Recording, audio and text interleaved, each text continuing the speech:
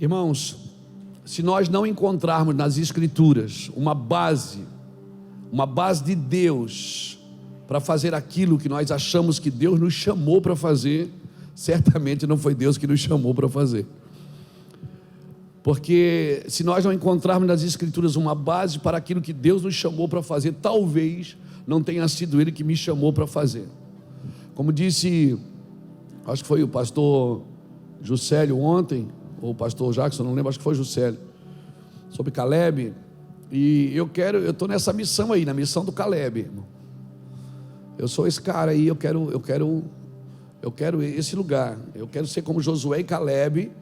É que mesmo eles vendo as dificuldades, eles lembravam sempre o povo do que Deus havia dito. Quando eles entram na terra e o povo não quer entrar, fica com medo dos gigantes, fica com medo disso, daquilo, diz, lembra do que disse o Senhor, lembra do que disse o Senhor. Então, os profetas, irmãos, eles estão aqui para lembrar o que Deus tem dito. Não é para trazer condenação. Os profetas, eles fazem nos lembrar daquilo que o Senhor tem dito. Nós precisamos de profetas que nos fazem lembrar que o Senhor disse. Nós precisamos de profetas que nos fazem lembrar que o Senhor vem. Amém? Como eu disse no primeiro dia, profeta não é para mostrar só os defeitos, né? Como quem diz, tem morte na panela, a sentença está aí, tem morte na panela. Mas o profeta é aquele que tem a farinha para colocar na morte da panela. O profeta é aquele como Eliseu, que tem o sal para colocar na fonte do rio. A água é amarga, mas tem um profeta que tem um sal para colocar na fonte desse rio. O profeta é aquele que tem o azeite para o órfão e para a viúva, amém? Para pagar as suas contas. O profeta que não traz só condenação, na realidade ele não deve trazer condenação. Ele sempre mostra o caminho para identificar a rota que está errada e para trazer, olha, é por aqui. Então muitas pessoas hoje profetizam, mas não são profetas. Nós precisamos separar o ministério profético do dom de profeta. O profeta que tem o dom, ele profetiza um indivíduo. Olha, assim diz o Senhor para você, pastor Wagner. Esse é um cara que tem o dom de profecia. O profeta, ele não profetiza ao indivíduo, ele profetiza ao território. Por isso que os profetas de Jerusalém, de Israel, eles falavam, assim diz o Senhor, ó Israel. Eles profetizavam para os ares, eles profetizavam para a cidade. Então, os profetas, eles traziam, eles recalculavam a rota que estava fora do propósito. E eles tinham o poder de liberar uma palavra e correr para o deserto. Para que, às vezes, nós liberamos a palavra e por passar tanto tempo ali, acaba que a gente acaba se perdendo da palavra, né? Porque você fala uma coisa, mas muitas vezes você fala, mas você não tem a revelação. Tem gente que sonhou, esse dia alguém sonhou com um abacaxi e perguntou para mim, pastor, eu vou te ligar para você revelar o sonho para mim. Eu digo, irmão, descasca esse abacaxi você aí. Não traz, foi isso mesmo que eu falei, Felipe. Pastor, era uma roça de abacaxi, o que é que o senhor acha? Eu digo, eu acho que tem muito trabalho, é muito abacaxi, né? Então, às vezes as pessoas acham que a gente tem a revelação de tudo, tem a interpretação de tudo. Não, às vezes você profetiza, mas você não tem a interpretação, amém, irmãos? Amém? Então nós precisamos de profetas que nos façam lembrar coisas que nos trazem esperança no Senhor. Então quando um profeta traz uma sentença, ele sempre está trazendo, olha, tem uma solução, olha, esse caminho está errado, mas o caminho é por aqui. O profeta é aquele que faz você esquecer daquilo que você vive lembrando e faz você lembrar daquilo que você vive esquecendo. Amém? Então esse é o ministério profético. O profeta de Deus, eles são os que vivem os princípios de Deus. Eles têm coragem de falar aquilo que é óbvio. E muitas vezes eles falam na exposição da sua palavra, e não é com grosseria, irmãos. É a forma deles falarem. O profeta, ele vai te ajudar. Ele denuncia que tem morte na panela, mas ele tem farinha. Não adianta só você chegar a essa igreja. Então, infelizmente, irmão, hoje a rede social tem muita gente nas redes sociais denunciando a igreja, denunciando o neopentecostalismo, denunciando os pentecostais, denunciando a igreja dos puritanos, denunciando os reformados. Todo mundo tem uma denúncia para fazer, mas as pessoas se preocupam mais em identificar o falso do que mostrar o verdadeiro. Porque se o prédio está torto, você quer mostrar que ele está torto, é só construir um reto do lado. O prédio reto vai denunciar o que está torto. Como eu disse no primeiro dia, aprenda a fechar a boca dos outros sem abrir a sua. Amém? Louvado seja Deus. Você pegou essa palavra? Você vai entender que Jesus nunca censurou ninguém com a sua justiça. Jesus, ele censurava com o seu amor. Ele nunca censurou ninguém com a justiça, era com amor. A forma dele amar denunciava a falta de amor. A forma dele ser generoso denunciava a falta de generosidade. A forma dele curar denunciava a doença. Mas ele não denunciava a doença, ele denunciava, ele liberava a cura. Então nós estamos nesse lugar. Eu não sei se a gente passou tanto tempo tentando derrubar alguma coisa, até porque é processual, né? Quando o Senhor chama Jeremias, ele diz: eu te chamei para derrubar, arrancar, destruir e arruinar, e plantar e edificar. Ou seja, não dá para plantar e edificar sem derrubar, destruir e arruinar primeiro. Não é? Mas no primeiro dia eu perguntei aos irmãos: quem está pela primeira vez? Irmão, eu fiquei assustado. 70% do auditório levantou a mão. E a gente percebeu uma coisa: nós estamos falando as mesmas coisas que nós estamos falando há anos, né? Agora eu entendo porque que Deus não trouxe revelações novas. Por quê? Porque nós somos uma geração pós-pandemia, a geração que estava trancada em casa, a geração que tinha perdido um pouco a esperança, a geração que estava num ambiente de medo, de insegurança. E agora, quando abriu a porta, vamos todo mundo. Ficou gente de fora que gostaria de estar no retiro e não pôde, porque deixou a inscrição para os últimos dias, né? A gente ainda conseguiu colocar alguns irmãos em outro hotel, mas por quê? Porque a gente está no recomeço, irmãos. E num recomeço a gente precisa sim identificar que tem algumas coisas que a gente não precisa fazer mais. O que nos trouxe até aqui não é mais suficiente para nos levar até onde nós precisamos estar. Amém? Tem alguns músculos que nós ainda não exercitamos, que nós precisamos exercitar. Amém? Amém, irmãos? Amém. O senhor está dizendo que o peso vai diminuir, pastor? Não, eu estou dizendo que o que faz o peso diminuir é o músculo exercitado.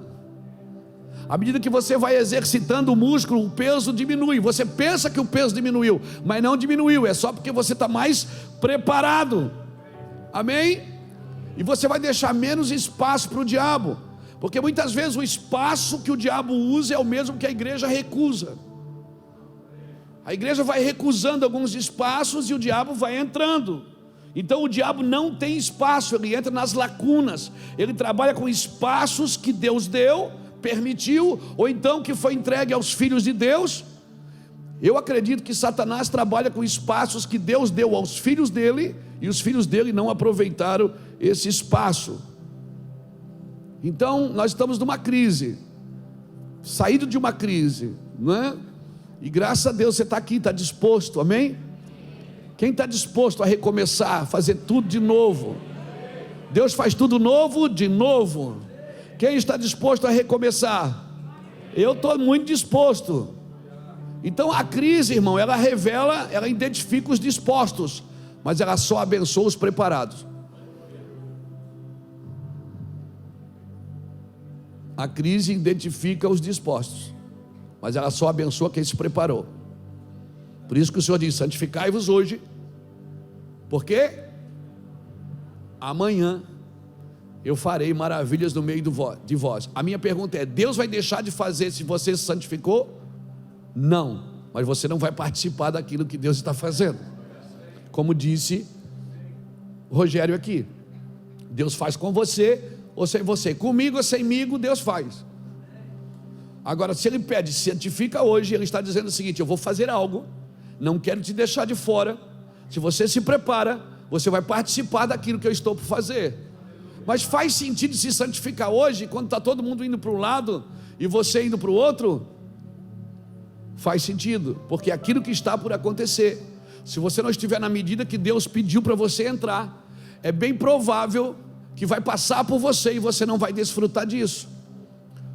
Ontem na mesa o Filipe falou uma coisa interessante, e é isso mesmo, nós acreditamos dessa forma. Pastor, mas é muita luta. Irmão, se você está no ministério e você não cruza o diabo no caminho, significa que você está indo no mesmo lugar que ele. Então você tem que cruzar o Satanás todo dia. Amém? A serva está aqui de novo. A gente já se viu ontem, hein?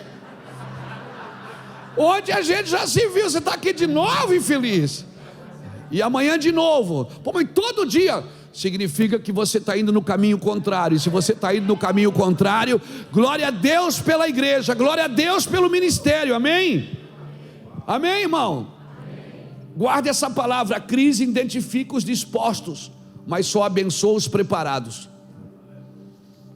Se pegar fogo na sua casa, você sabe apagar. Pega um balde, vai para cima. Pega uma mangueira, vai para cima. Mas quem é que você tem que ligar para vir apagar o fogo? Por quê? Porque eles estão preparados para aquele momento. Você pode fazer, talvez, numa linguagem mais rasa. Você pode enjambrar, não é? Mas, então nós precisamos crer. E um chavão entre nós que é muito perigoso para esses dias. Tudo é possível ao que crê. Tudo é possível, mas a pergunta é: tudo é necessário? É necessário? Nem tudo é necessário. A gente fica discutindo possibilidades, porque Deus pode fazer o possível, o impossível, ok. Mas é necessário que Deus faça isso agora? Então, como disse o pastor Juscelio ontem, o milagre, irmão, o sinal é o começo, é o sinal externo para aquilo que Deus está fazendo. Deus vai dar sinais o tempo inteiro. O tempo inteiro Deus vai dar sinais da sua presença, sinais do que Ele está fazendo, mas Ele fará se for necessário. Isso me ensina a crescer em precisão. Eu vim aqui nessa manhã, eu até ia falar de noite, mas preferi falar agora pela manhã, porque é isso, eu queria, eu não sei se eu vou conseguir, mas eu queria trazer mais instrução. E a instrução, irmãos, ela tem muito a ver com gratidão. Jesus curou 10 leprosos um dia, mas só um veio agradecer, e o que veio agradecer recebeu a instrução de como ele deveria fazer. Jesus limpou 10 leprosos, só 10. Os 10 foram celebrar o milagre, 9 foi celebrar o milagre. Um veio e disse: Senhor, quero agradecer ao Senhor. Ele disse, como é que eu faço? Ele disse: agora vai, pega uma oferta, apresenta ao sacerdote. Faz o que a regra manda, sem problema. A instrução e gratidão tem muito a ver. Todo mundo que anda com Deus em gratidão vai viver debaixo de muita instrução, irmãos.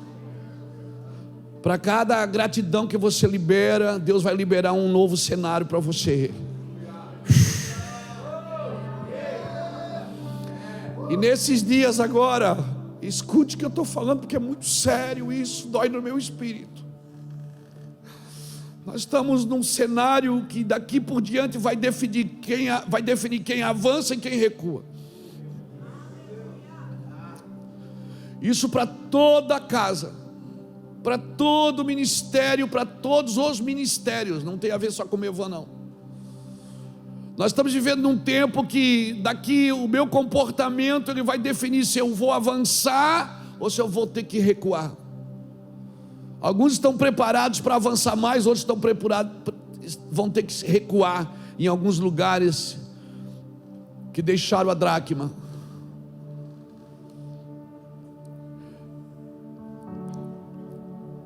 E eu não vim aqui para falar como Eu falei ontem, eu não vim aqui perguntar quem deixou o machado cair, eu vim aqui dizer aonde caiu. Nós vamos pegar esse machado de volta, porque Deus precisa de todos aqui, amém?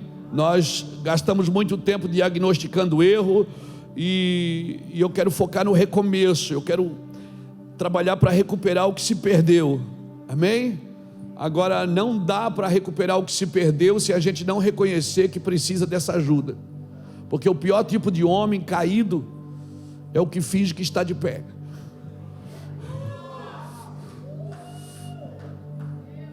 Esse é o pior de todos.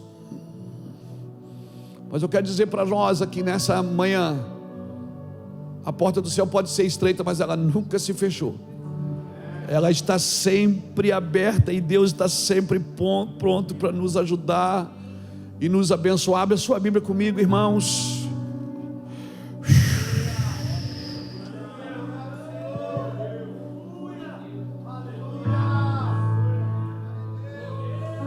Eu sinto um recomeço aqui, eu sinto um renovo.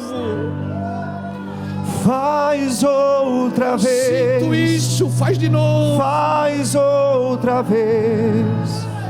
Faz outra vez, como na primeira vez. Faz outra vez. Faz outra vez. Oh, aleluia. Faz outra vez, como na primeira vez. Eu quero continuar aí falando de aliança, de paternidade, de vinho novo. Mensagem está no ar, de deixar velhas estruturas para entrar no novo de Deus. Abra comigo Isaías capítulo 26. Oh, aleluia. Surpreenda-me de novo, Rei dos Reis, como na primeira vez. Surpreenda-me de novo, Rei dos Reis, como na primeira vez. Clamamos a Ti, Senhor, surpreenda-me de novo, Rei dos Reis, como na primeira vez.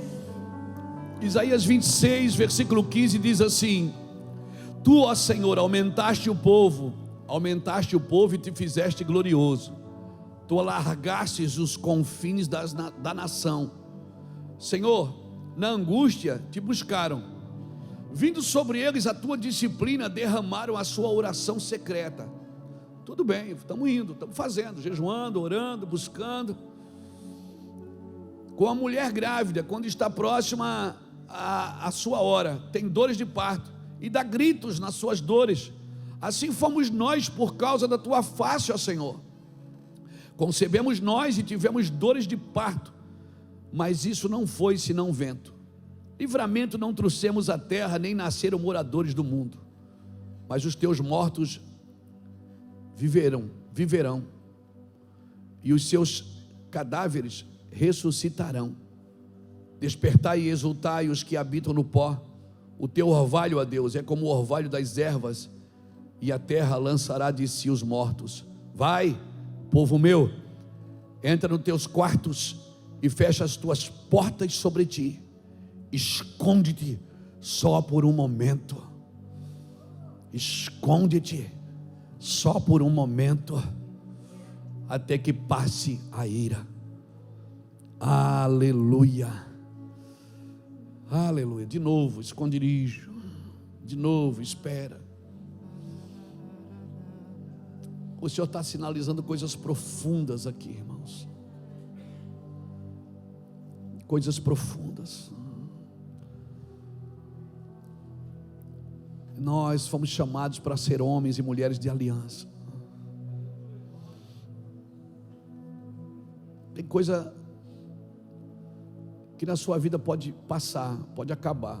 Às vezes você está num relacionamento muito tempo, acaba um monte de coisa, mas a aliança não. A aliança, ela tem o poder de ela tem um poder permanente de renovar você.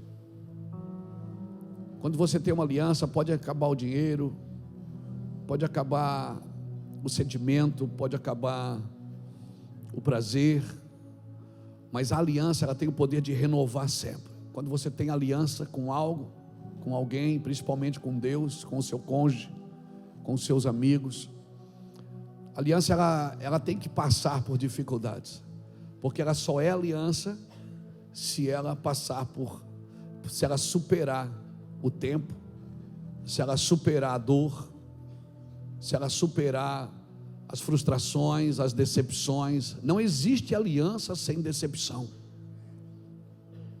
Não existe aliança sem frustração. Ela não é aliança, porque a aliança ela tem que passar todos os estágios, o estágio do prazer, o estágio da alegria, o estágio da frustração, do medo, da culpa.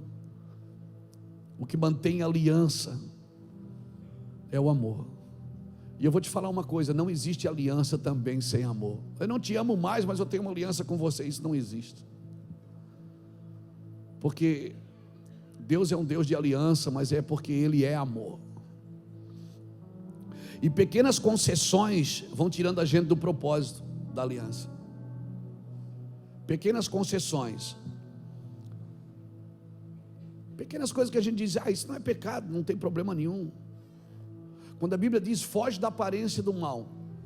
Mas pastor, eu já estou vivendo o mal. É porque você ignorou a primeira fase. Foge da aparência. Se eu ignoro a primeira fase, eu vou chegar no mal, né? Agora, veja uma coisa: se a Bíblia diz que eu tenho que ser exemplo para os fiéis, você imagina para os infiéis. Se a Bíblia diz que um pastor deve ser exemplo para os fiéis, se você foi chamado para ser exemplo para se você foi chamado para ser exemplo para a congregação, imagina para a cidade.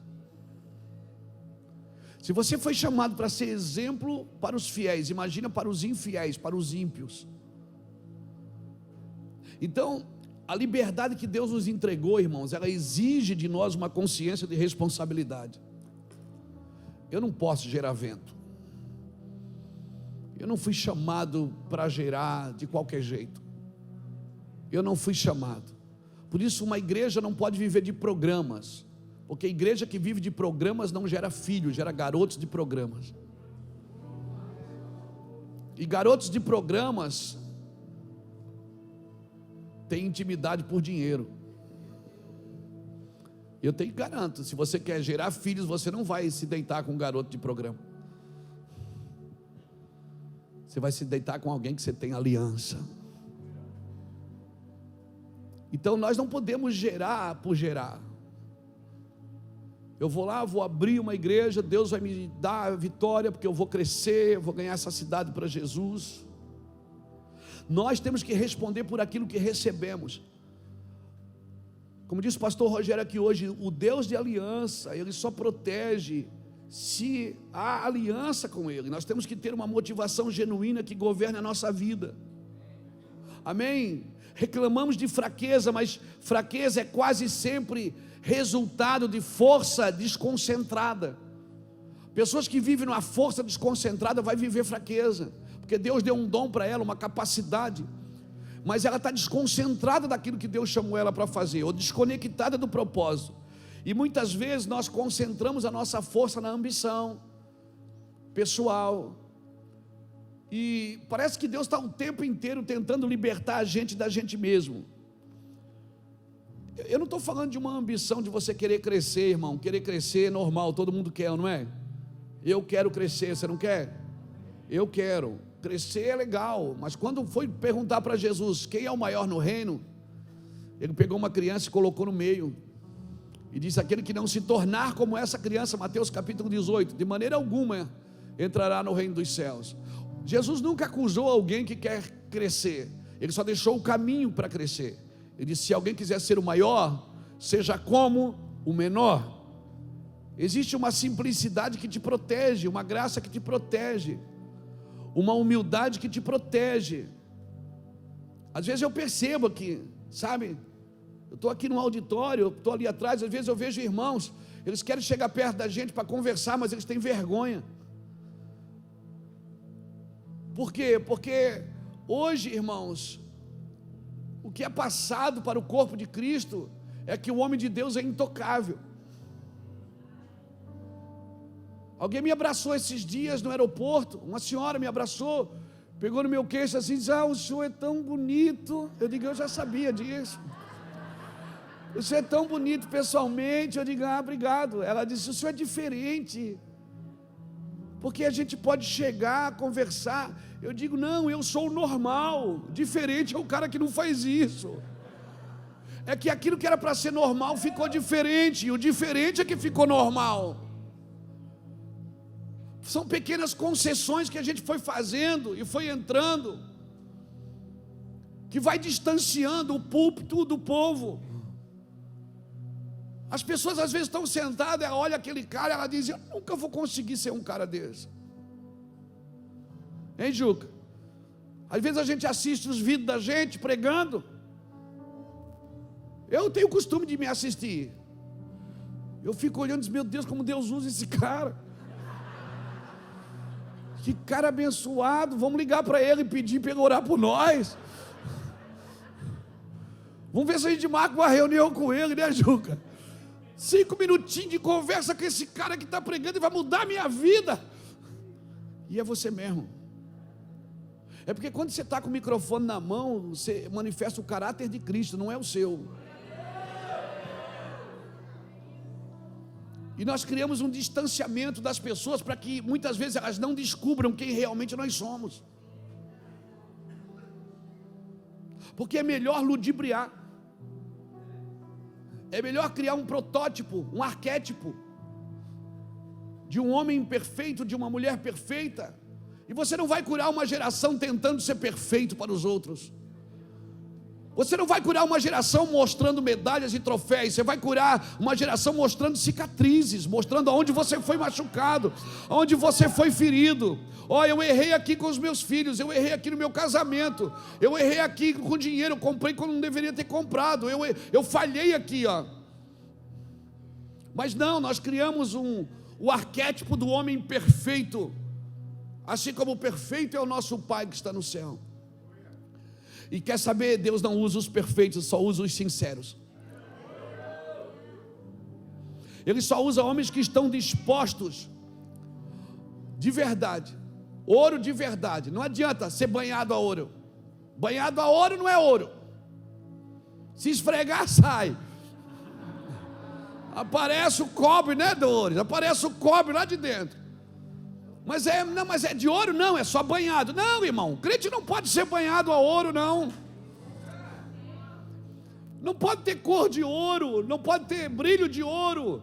Ele tem que ter vida de alguém que foi refinado pelo poder de Deus, onde o fogo passou e o purificou. Amém, irmãos? Amém? Então não dá para viver de remendo. Ou eu vivo de remendo, ou eu vivo de renovo. Então talvez eu preciso parar alguns dias. Talvez eu preciso parar e refazer, como disse todo mundo que passou aqui. Talvez chegando em casa agora eu vou precisar parar um pouco e pensar: será que tudo que eu estou fazendo faz sentido?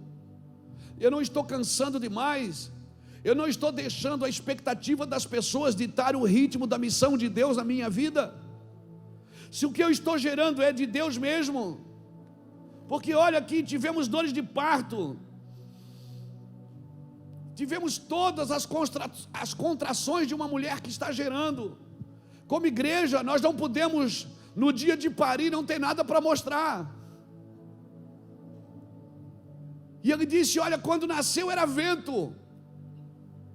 Cura para a terra a gente não trouxe cura, livramento a gente não fez nada. Por quê? Porque era vento, era uma gravidez de mentira. Não era gravidez, era gases.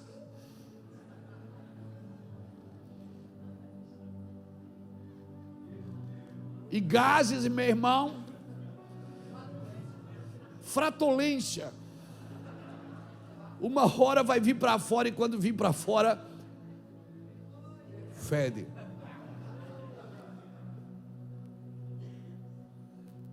E não é só você que vai sentir o cheiro. Porque quando você está gerando algo de verdade, você se alegra quando nasce, e quem está com você se alegra quando nasce, celebra quando nasce, presenteia quando nasce. Mas se for gás, meu irmão, vai todo mundo sair de perto de você e dizer: está podre, desgraçado, bicho miserável. E eu pensei que ele estava esperando algo do Senhor, e não era do inferno. Então eu preciso definir o que eu estou gerando. Tem todas as contrações de uma igreja abençoada, tem tudo pronto, tudo na ponta do lápis, tudo certinho, tudo arrumadinho. Aqui está a bateria, ali está o teclado, olha o telão, está tudo arrumadinho. Mas é gases. Não vou falar isso não, Felipe. Mas é um gases chique, mas é gases. Então, querido, e o Senhor deixou claro, tem afirmações nas Escrituras que eu não posso comprometê-las, e eu não posso negociá-las. Jesus, em Mateus, ele vai dizendo: quando tu orares, faz assim. Quando tu deres esmola, tu faz assim. Quando tu jejuares, tu faz assim. Tem um caminho, irmãos, para fazer as coisas espirituais funcionarem. Existe um caminho, existe uma ordem divina. Ele não está dizendo assim: quando você tiver que orar, talvez você não precise. Não, ele diz: quando você orar, ou seja, isso você vai ter que fazer constantemente. Quando você jejuar, você vai ter que fazer constantemente. Quando você abençoar alguém que tem menos poder aquisitivo que você tem que fazer assim, desse jeito. Existem ordens dadas por Deus que são inegociáveis, não tem pequenas concessões nisso. Não tem. Jesus não está sugerindo que eu faça isso, Ele está afirmando: você vai ter que fazer isso. E quando você praticar isso, pratique do meu jeito, do jeito que eu estou ensinando. Não aprenda com outro lugar a fazer isso. Existe uma ordem, o que eu estou gerando. Aí eu fui falar isso para alguém diz assim: mas Jesus falou isso para os judeus. Mas claro, Ele nunca saiu de Israel, Ele tem que falar para os judeus, Ele nunca saiu de Israel. Ele está falando para quem? Ele estava falando para quem estava ouvindo.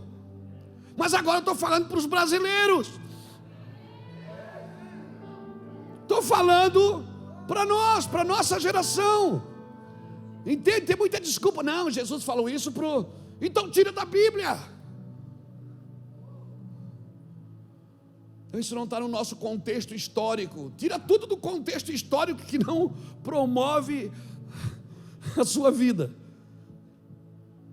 Não, querido, tem coisas que Jesus falou para os judeus porque só os judeus estavam ouvindo Ele. Tem coisa que Jesus falou naquele espaço porque só Ele estava ali, Ele não saiu dali. Mas isso é para nós. Ele faz de um para abençoar a todos, para tocar a todos. Tentar viver o novo de Deus em uma velha estrutura é dar ao Evangelho prazo de validade. Não dá para viver o Evangelho com prazo de validade. Não dá para ser arrumadinho por fora e destruído por dentro. Não dá para estar caído e mostrar que está de pé. Nós precisamos de um encontro real com a glória de Deus, irmãos. Nós precisamos rever, sim, alguns princípios, como aliança, como amizade profundas. Nós precisamos rever alguns princípios. Eu estou fazendo certo isso? E se eu estiver fazendo errado, eu tenho que dizer: olha, gente, eu fiz errado, me desculpa. A gente vai argumentando até achar uma saída. O resultado do Evangelho não está em quem entendeu o Evangelho, está em quem pratica o Evangelho. Nós precisamos desse tempo. Não existe vida cristã sem a mortificação da carne, não existe. Eu estou falando isso para pastores, irmãos. Eu estou falando isso para mim. Não existe. Eu não posso ter todas as aparências externas de alguém que está gerando algo profundo. Eu não posso passar para as pessoas uma coisa que eu não sou e não tenho. Eu preciso ser tocado por Deus, na minha mazela. E me entenda no seu espírito, por favor, não me julgue na sua alma. Mas às vezes Deus permite você ter escorregadas no caminho, tropeços no caminho, para recalcular a rota. E ainda bem que você caiu na mão de Deus. Nós não podemos gerar vento. Nós fomos chamados para mudar uma geração, para trazer livramento para uma geração. Tem verdades que Deus entregou só para a igreja, irmão. E não suportaria ver Deus fazendo no shopping porque a igreja não entendeu. Deus está levantando gente de todo lado. Será que Ele vai ter que levantar Ciro de novo, como diz Isaías 45? Será que Ele vai ter que levantar Natan, Ciro de novo? Irmão, estude a história de Ciro, você vai ficar assustado.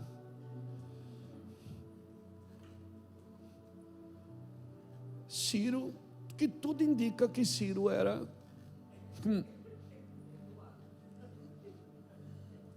não andava descalço na brita. Que tudo indica que Ciro não andava descalço na brita. E sabe como é que Deus chama ele, Isaías? Meu ungido. Embora ele disse, embora tu não me conheças, eu irei adiante de ti, quebrarei as portas de bronze e despedaçarei os ferrolhos de ferro. Espera aí, o senhor está dizendo que Ciro era irmão, Medo, Pérsia, na época, Grécia, você sabe, assiste filmes como Alexandre o Grande. Eles tinham relações com mulheres para procriação, para ter filhos, mas para ter prazer era a relação com o homem. Exatamente. Estude a história de Ciro. Eu não vou entrar aqui porque eu quero gastar mais tempo com outra coisa. Mas Isaías, sabe como Isaías diz? Eu iria diante de ti, quebrarei as portas de bronze, despedaçarei os ferrolhos de ferro. Mas o senhor está dizendo que Deus regulamentou o pecado? Não, irmãos. Eu estou dizendo que se Deus não puder usar a santidade da igreja para tocar o mundo, Ele vai usar o pecado do mundo para acordar a igreja.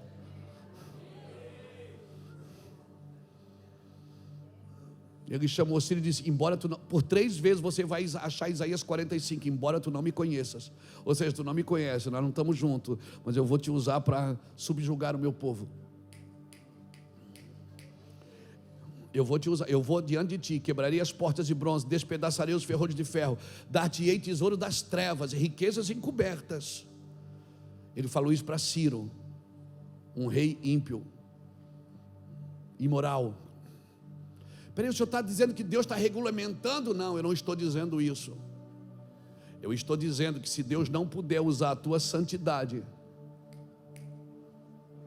para tocar o pecador, Ele vai usar o pecador para mostrar que você não tem santidade, você só tem a religião. Santidade e religião são coisas diferentes, irmãos. Então se prepare, Deus não vai parar em você.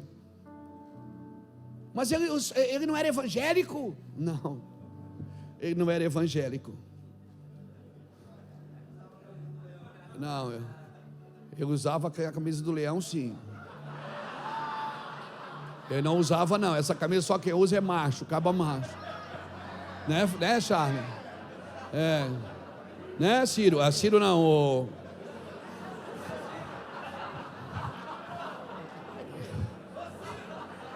Meu amor, eu quero pregar, mas eles não deixam aqui, ó. Deixa eu te falar. Não, você está rindo, vai rindo. Deixa eu te falar uma coisa. Quando você olhar para dentro de você, você precisa discernir o que você está gerando. Nós brincamos, irmãos, rimos, é legal, é engraçado. Eu sou o cara da brincadeira. Isso não me tira do sério, não. E não me tira do propósito, não. Eu brinco.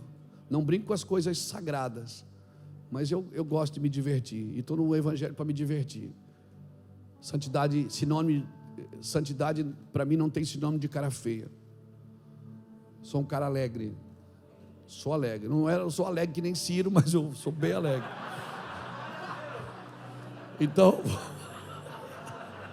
vamos embora, amor. Não fala. Calma, amor. Eu estou pregando aqui os irmãos.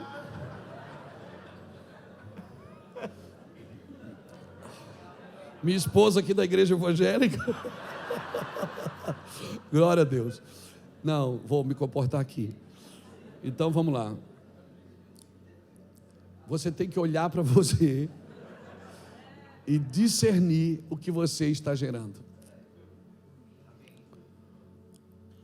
Você precisa fazer uma avaliação no seu ministério. Está só tudo dando resultado. Deus não te chamou para dar resultado, te chamou para dar fruto. E às vezes, para voltar a dar fruto, eu preciso parar de dar resultado. Porque o meu resultado só comunica, muitas vezes, que eu só estou dando resultado e não estou dando fruto. O fruto permanece, o resultado não. Porque quando chegar alguém que dê um outro resultado melhor do que o meu, eu vou querer copiá-lo. O fruto não. O fruto Deus entregou para você. É na sua identidade, é do seu jeito. Você vai dar fruto segundo a sua espécie.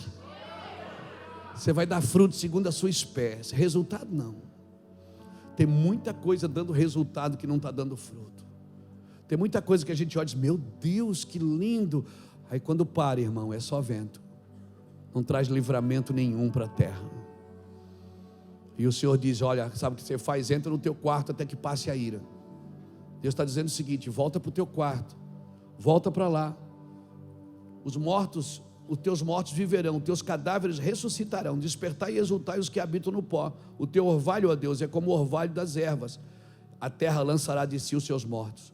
Vai, povo meu, entra no seu quarto e fecha a tua porta. Foi aqui que Jesus citou, lá em Mateus, quando Jesus disse, entra no teu quarto e fecha a tua porta, que o Senhor que está em secreto te abençoará. É isso que ele estava dizendo. Ele está dizendo assim, ó, você não pode gerar com o outro. É isso que o apóstolo Paulo falou.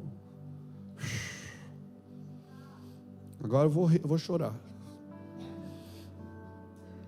Efésios 5, versículo 30 e 31, Paulo falou, deixará o homem a sua casa, se unirá à sua esposa e serão os dois uma só carne.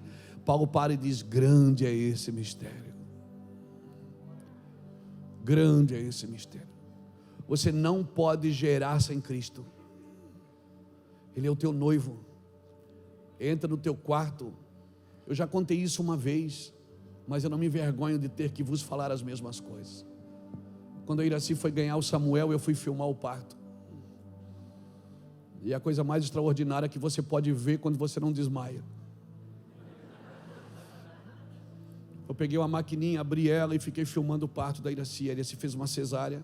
Quando a médica tirou o Samuel de dentro dela, eu dei um grito. E ela fez assim, calma, pai. E Deus começou a falar comigo. O Senhor disse assim, sua esposa carregou essa criança por 9 meses, ela alimentou, ela transferiu os sentimentos, ela segurou aqui até agora, mas quem colocou essa criança ali foi você. Luiz, não faça nada para gerar. Se você entrar no teu quarto e não tiver vergonha de tirar sua roupa e mostrar para mim a sua nudez, eu vou entrar lá e eu vou engendrar a vida dentro de você. Amém? Porque quem gera filho é a igreja, mas quem coloca o filho.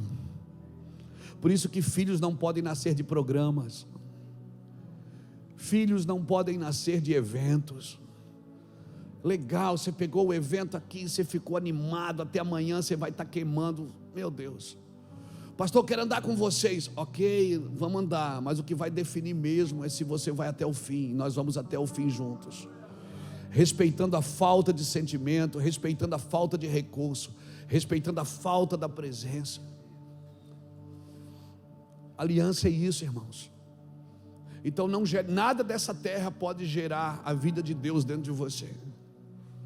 Nada nessa terra pode gerar, porque é o noivo que coloca a semente na noiva. Quando você gera filhos legítimos para o Senhor, você fica tranquilo, você não precisa mais falar de dízimo para eles, você não precisa mais falar de ofertas para eles, você não precisa mais falar de aliança com eles, Porque filhos legítimos, irmãos, eles estão sempre se preparando, eles estão sempre se afinando, sempre se aperfeiçoando para fazer o melhor. Nós fomos gerados por Deus. Nada dessa terra, não adianta você enfeitar, não adianta ter enfeite se não tem beleza. Não adianta ter cama se não tem sono, ter casa se não tem lar. As coisas externas, elas não podem construir a vida de Deus dentro de você. Por isso nada vai acontecer fora de você sem acontecer dentro de você primeiro. Você não pode gerar vento, não pode, nós não podemos perder isso, irmãos. Essa casa vai fazer 22 anos agora em fevereiro. Dia 8 de fevereiro faz 22 anos. Nós já vivemos tantas dificuldades, tantas necessidades, tantas confusões, tantas brigas, mas a gente está aqui junto, superando todas as coisas. Nenhum homem vai conhecer a glória de Deus sem viver uma vida de superações. Nenhum homem vai ter um encontro real com Cristo se ele não viver uma experiência negativa primeiro. Ele precisa ter experiências ruins, irmãos. Você precisa encontrar o diabo todo dia. Todo dia você precisa ser tentado, ser perseguido, ser caluniado, ser agredido moralmente. Todos os dias você vai encontrar alguém que discorda. Todos os dias. Isso vai ser até a volta de Cristo. E isso prova que você está indo no caminho certo. Glória a Deus. As trevas não têm comunhão com a luz, irmãos. Não tem. Nós não podemos gerar vento, porque Deus espera que a gente dê uma resposta para o mundo.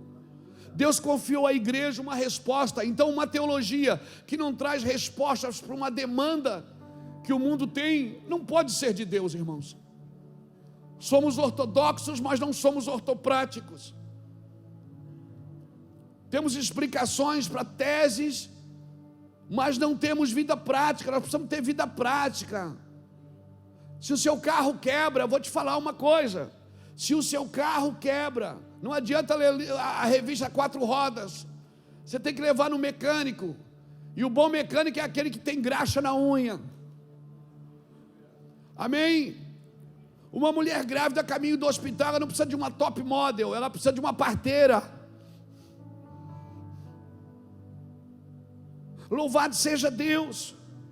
Nós fomos chamados para gerar. Isso não tem problema a gente viver também junto disso, porque a gente desfruta disso, é ou não é? Não é legal ser reconhecido? Não é legal a pessoa dizer, ô pastor, que palavra? Não é legal a pessoa comprar um livro seu, ler e dizer, puxa, que bênção. É muito lindo isso tudo. Não tem problema, irmãos. Você vive também, você também desfruta, é um prazer para você, tem que ser um prazer para você. Só que esse prazer, você precisa entender que o prazer é o maior ladrão do propósito. O prazer é o maior ladrão do propósito. E você tentar viver prazer saindo do propósito, esse prazer tem prazo de validade. Ou você vive um prazer dentro do propósito, ou você vai viver o prazer e vai perder o propósito. Abra comigo Gênesis capítulo 38.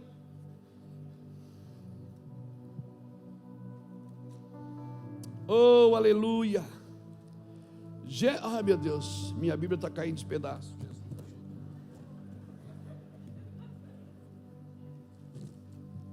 Gênesis 38.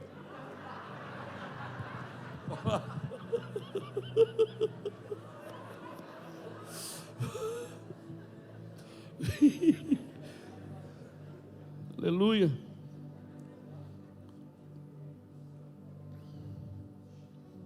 Aleluia. Gênesis 38, versículo 1 diz assim, ó.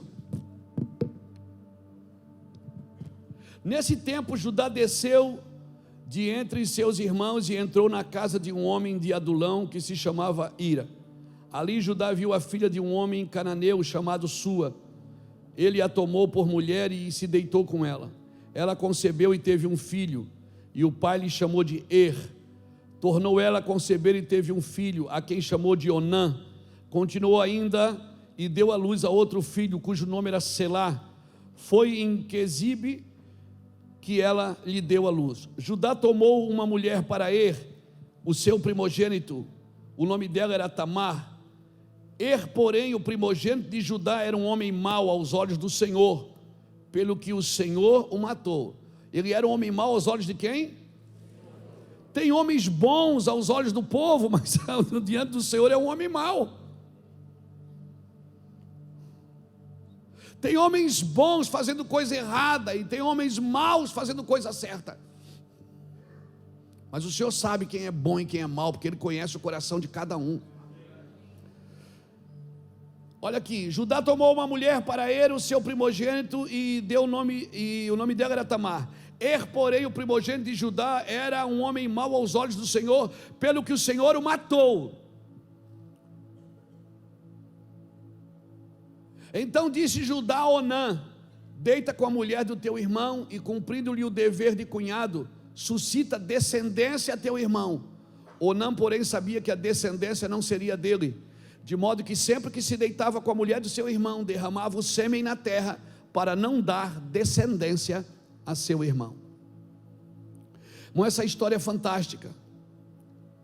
Pois lá na frente você vai ver Judá se deitando com a própria nora, depois você vai ver Judá se convertendo, depois você vai ver Judá tomando o lugar do seu irmão Benjamim na casa de José. Mas, irmãos, essa história de Onã, porque ele tinha 3 filhos, Judá: Onã e Selá. Era o primogênito, se casou com Tamar. Ele era mau, e a Bíblia diz que Deus o matou. Irmão, tem gente que morre, tem gente que Deus mata. Pegou? Tem gente que morre e tem gente que Deus mata, porque Deus não vai parar no propósito.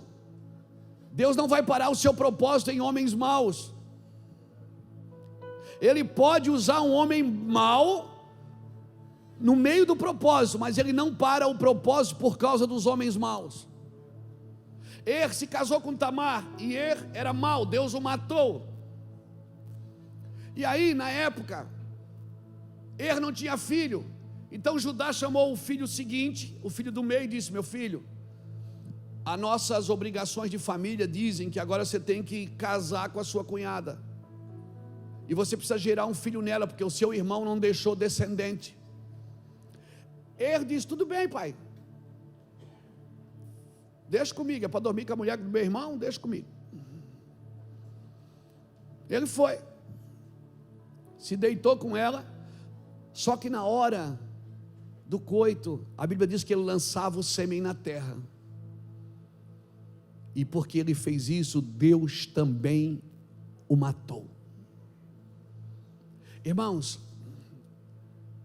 Onã talvez seja a síndrome de muitos pastores nesses dias, a síndrome dos onanitas. Se eu fosse colocar um tema nessa mensagem, eu chamaria a síndrome dos onanitas. Qual é? É aqueles que querem ter prazer com a mulher do irmão mais velho. Quem é o irmão mais velho? Quem é a noiva dele? Líderes que querem ter prazer com a mulher do irmão mais velho, só tem prazer, mas não geram nada nela, não deixam descendência para o seu irmão, não constroem nada com ela, só tem prazer, na hora do prazer é comigo, mas não tem propósito com ela. Você está pegando isso no seu espírito. Eu já falei disso, irmãos, há uns 10 anos atrás. Eu estou repetindo, porque talvez você nunca ouviu. E como eu percebi que tem muita gente nova vindo nesse retiro, eu quero falar disso de novo. Nós pregamos essa mensagem no Rio de Janeiro há uns 10 anos atrás, nós não terminamos de pregar. As pessoas começaram, num café de pastores, elas começaram a correr para frente, virou uma loucura, eu tive que sair do altar e ir para a sala. Foi uma loucura, foi uma sentença liberada. Deixa eu te falar, você, o seu irmão mais velho, foi para a eternidade.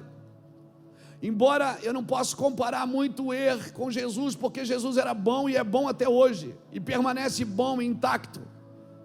Mas deixa eu fazer uma analogia aqui, uma simbologia.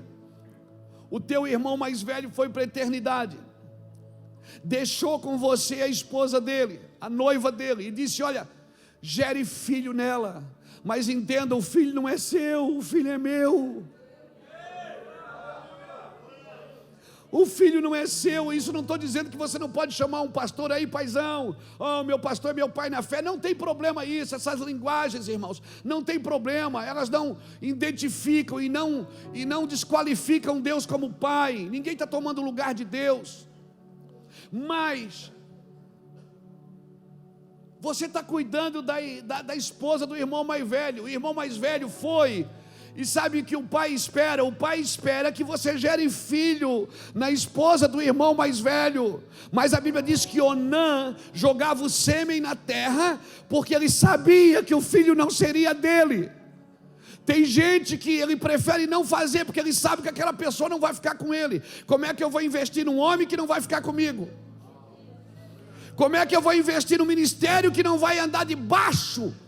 Que debaixo do quê, irmão? Eu estou debaixo eu sou debaixo da cobertura. Você não está debaixo de nada. Tira isso da sua cabeça. Ou você está do lado, ou você está junto, ou você está na mesa.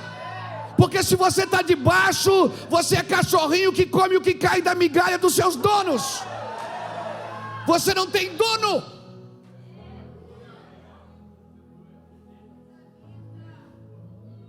Você não tem dono.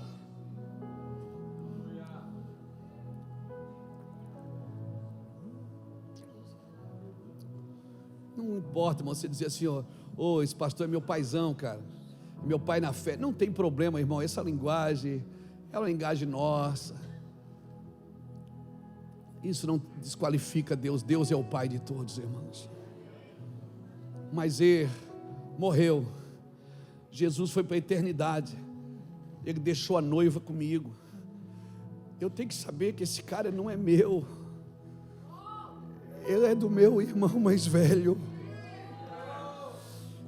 Eu não posso, sabe, eu não posso usar a noiva só para o meu prazer, só para fazer o meu nome célebre. Eu não posso usar a noiva para mim, eu estou gerando para ele. E se nascer um filho feinho, é dele, não é meu. E se nascer aquele meio ruim, desqualificado, aquele filho rebelde, é dele, não é meu. Mas se deixa, é dele, ele gosta, ele quer. Sabe por que Deus também matou Onã? Porque Jesus é descendente de quem? De Judá. Cada vez que Onã colocava o sêmen em terra, ele atrasava a chegada do Messias. Era um dia a menos. Deus disse: não, eu tenho um propósito eterno, eu não posso parar nesse cara que só quer prazer com a minha igreja e não quer propósito com ela. Esse cara que come do altar, vive da oferta, ficou famoso por causa dela, mas só tem prazer, não gera nada nela, não tem responsabilidade com ela, só quer gerar vento. É vento, é vento, é vento, é mistério. Não é mistério não, irmão, é propósito de Deus. Jesus é descendente de Judá. Toda vez que Onã colocava o sêmen na terra, ele atrasava um dia a chegada de Jesus. E eu vou te falar uma coisa, só para te lembrar, meu pastor, Jesus está voltando. E se você atrasar,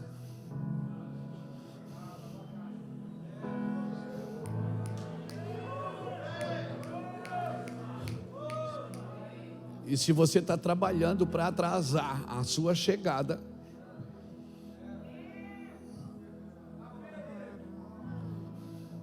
estás pego, nego. Jesus está voltando. E ele disse: Luiz, eu vou voltar. Continua gerando filhos. Deixa eles crescerem. Deixa eles aparecerem. Eles vão pregar mais que você. Eles vão viajar mais que você. Talvez eles fiquem mais ricos que você. Talvez eles ganhem muito mais fama do que você. Mas eles são meus. Vai, Luiz, vai fazendo. Mas para cada alma que eles ganharem, tem um galardão para você. Para cada recurso que eles ganharem, tem um galardão para você. Todas as vezes que eles aparecerem, eu vou te abençoar também. Você está me entendendo o que é paternidade, irmãos?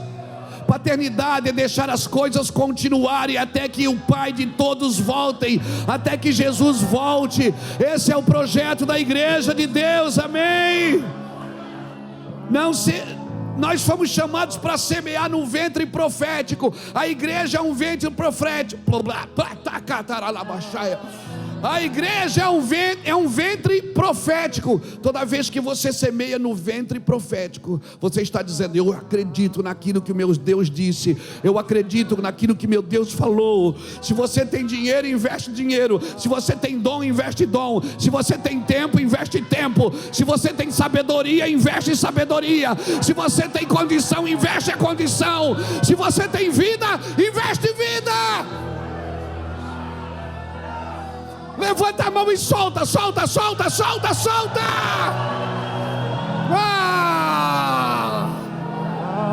Solta.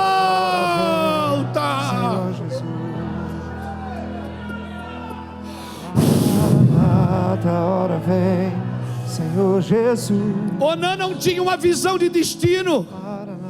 Onã não tinha uma visão de destino. E cuidado, pastores, se você não tem uma visão de destino. Cada vez que você pensa em você primeiro,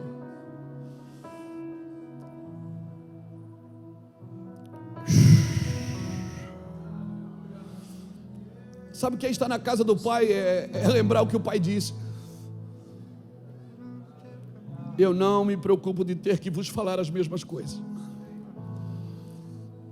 Nós precisamos semear no ventre profético. Pastor, mas eu sou empresário, eu não estou na igreja. Se Deus te deu dinheiro, investe.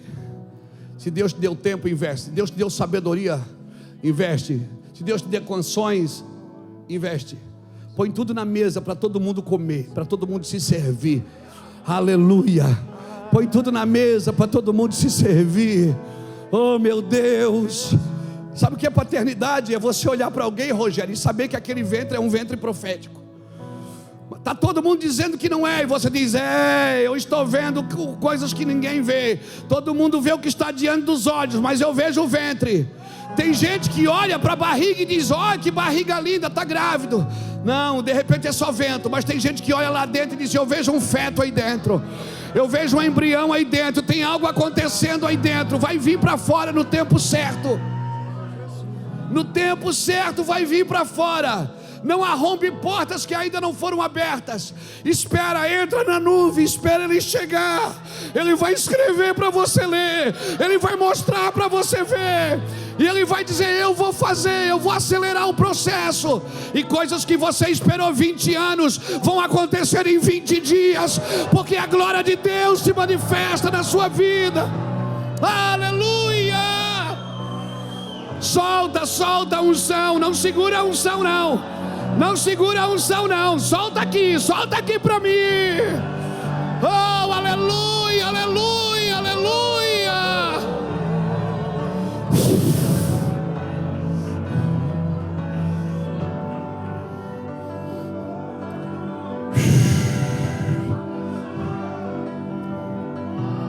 Quem me toca como você? Sim. Ninguém me vê como você me vê. Faz brilhar teu rosto sobre mim.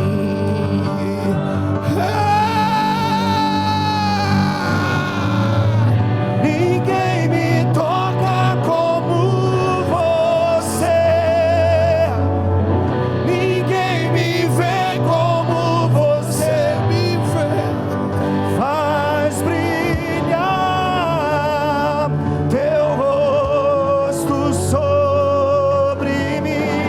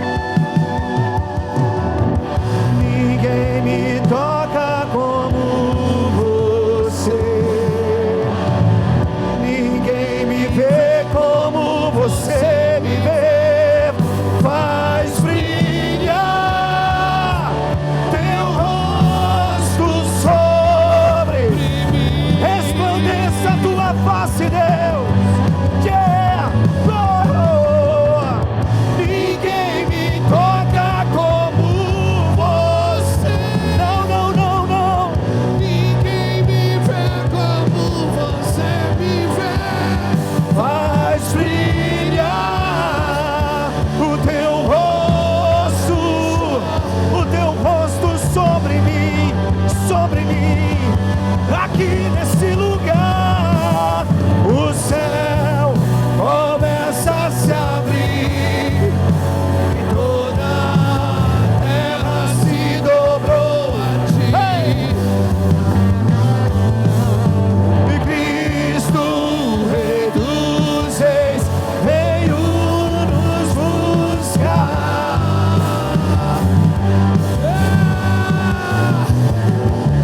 E leva-nos em tuas mãos pelas portas da cidade. A nova Jerusalém, tua noiva vai entrar, cantando santo. Põe em mim a tua vida. Põe em mim a tua vida, Jesus. Por favor, põe em mim a tua vida. Gera em mim a tua vida. Tua vida em mim. Eu quero parir vida. Eu quero não fazer nascer vida. Nós não vamos abortar no caminho. Nós não vamos abortar no caminho. Nós não vamos abortar no caminho.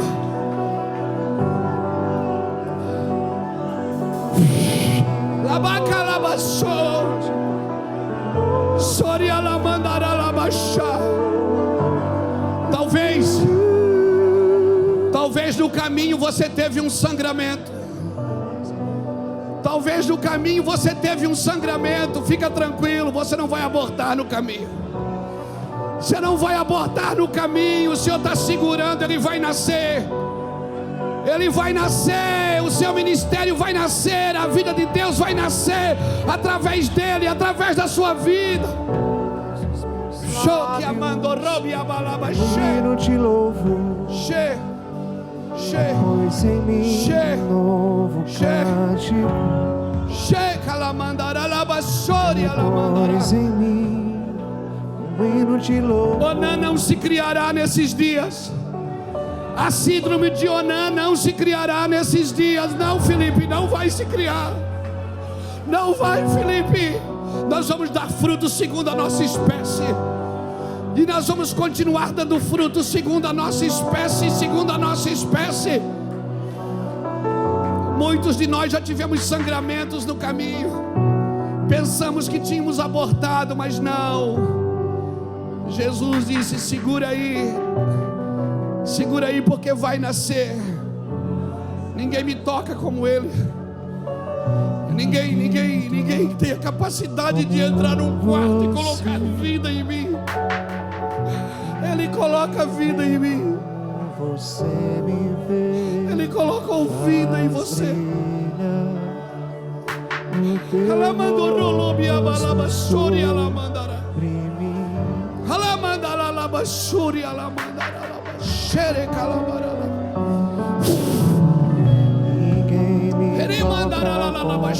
toca como você. Ninguém me vê como você me vê. Faz brilhar o teu rosto sobre mim. Sabe, muitos dos nossos filhos hoje, alguns dos nossos filhos foram para o Beto Carreiro hoje. E eu fiquei pensando, poxa, aqui na reunião, né, os meninos no Beto Carreiro, o Senhor falou assim para mim: se os pais estão no altar, os filhos podem se divertir, meu filho. Sabe, a Bíblia conta uma história em 1 Reis, capítulo 3, versículo 16 a 28, que duas mulheres foram procurar Salomão, e uma dizia: o filho é meu, a outra dizia: não, o filho é meu. E a outra dizia: não, é meu.